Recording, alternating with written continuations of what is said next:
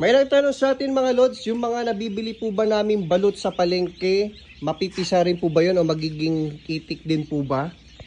Ang sagot po mga lods, yes, mapipisa din yun. Pero ito lang yung problema.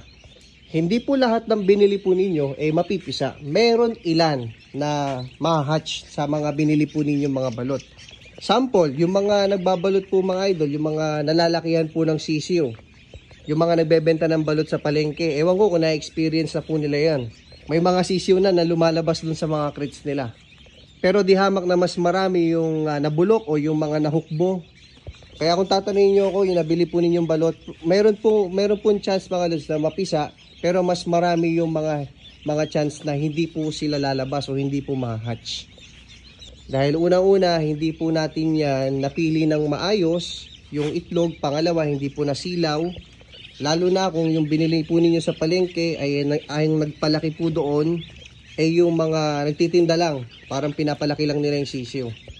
Hindi po na halo loads yun ng maayos. Merong mapipisa pero iilan lang. Mas marami pa rin yung mabibio o yung hindi po mapipisa. Yun lamang po mga idol, maraming salamat po.